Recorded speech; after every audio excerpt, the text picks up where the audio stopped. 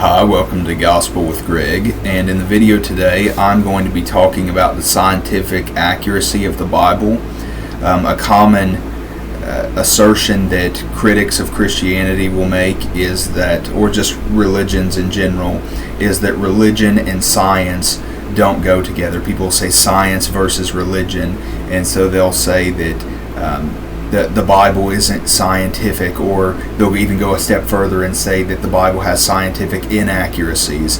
And so in this video I'm going to show that's not the case by looking at accurate medical knowledge in the Bible, as well as accurate nutrition science that the people of the time could not have known themselves. And there's other examples of scientific accuracy in the Bible. Covered some of those in my Signs of God and Nature video, but I'm going to be mostly looking at health and nutrition information that's accurate in the Bible.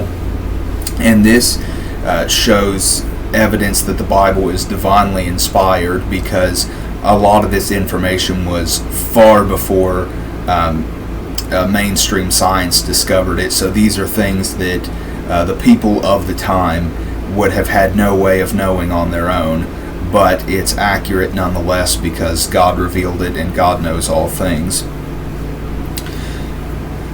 So firstly, with medical knowledge, accurate medical knowledge in the Bible. The Bible has accurate medical knowledge far beyond its time. People did not realize the importance of blood in our bodies, and they would carelessly drain it from people up until the mid-1800s even. And so there was this theory that led to the idea that you might have bad blood or too much blood if you were sick, and so people would be cut and have their blood squeezed out, or have leeches put on them and they would suck out the blood, and that didn't work. But people practiced that just because they didn't understand the role and importance of blood in our bodies and for our health. However, the Bible tells us in Leviticus 17, verse 11, that for the life of the flesh is in the blood, and I have given it to you upon the altar to make an atonement for your souls, for it is the blood that maketh an atonement for the soul. And this was written over 3,000 years before it was fully accepted that we should stop bleeding people. So it was about 1450 BC that this book was written, that Moses wrote the first 5 books of the Bible. And like I mentioned, it wasn't till the mid-1800s that we stopped bleeding people, so very far in advance. Additionally, in Leviticus, in chapters 13, 14, and 15, as well as Numbers chapter 19, we have instructions regarding germs and disease that are very scientifically accurate. If someone was sick, they were to quarantine until they were declared well, and had to let others know that they were sick by saying unclean. Additionally, if someone did come into contact with a diseased person or animal, they were to bathe and either wash their clothes or burn them.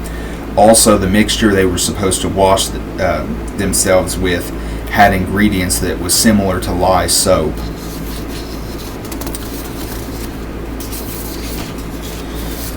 And so they had to wash with this mixture on the 3rd day and the 7th day of quarantine after touching a dead body, for example, to be clean. Also, the instructions said that the person was not clean if they skipped one of the washings, and would be cut off if they didn't comply, cut off from society or the culture. And so this was written around 1450 BC, and germ theory that confirmed it was not established until the mid-1800s. And so we get a lot of instructions there that are very familiar to us today, that if you're sick and contagious, you don't go around other people. Let people know you're sick. Wash yourself. If you touch things and get your germs on them, you shouldn't keep them around for other people to be infected by those things. So very ahead of its time, very accurate. As for food laws in the Bible, Leviticus chapter 11 lays out the food laws God gave the Israelites in the Old Testament regarding what they could and couldn't eat. And so probably one we're all very familiar with is Jews were not allowed to eat pork, but there were several others as well. So couldn't eat shellfish, actually no fish that didn't have both fins and scales, several birds they couldn't eat, etc. A nutritionist actually looked over all these food laws that are in Leviticus and concluded that every food law had some kind of health benefit to it. For example, food laws in Leviticus allow for eating beef but not pork. And we now know that you can eat rare beef, but eating undercooked pork can give you a parasite that makes you sick. Another example is that they could not eat fish that didn't have fins and scales, and this includes things like oysters, which are not always safe to eat. This is because fish that do not have both fins and scales are more likely to ingest bacteria, have a high amount of mercury, and are more likely to be poisonous. This nutritionist said the only thing related to Jewish food laws that has no scientific basis is not eating meat with dairy, like a cheeseburger, because you have both the burger and the cheese on it. However, this actually is not a food law that God gave the Israelites. It was actually a tradition started by the Jews who had an odd interpretation of a verse that said not to boil a baby goat in its mother's milk, which was a pagan practice. So all the food laws that are actually biblical are scientifically accurate. So all the food laws have scientific basis to them during a time where these things were not scientifically established yet. So as I mentioned, 1450 BC is around when these books were written, and mid 1800s AD is when germ theory was established, so over 3,000 years in advance.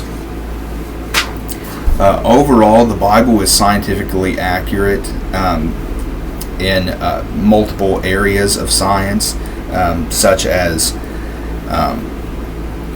health and nutrition science that I mentioned. And this also goes along with the signs of God in nature, and these both show that science and religion, or Christianity in particular, are not things that are in contrast to one another, and when we actually look at and investigate both, we see that they harmonize.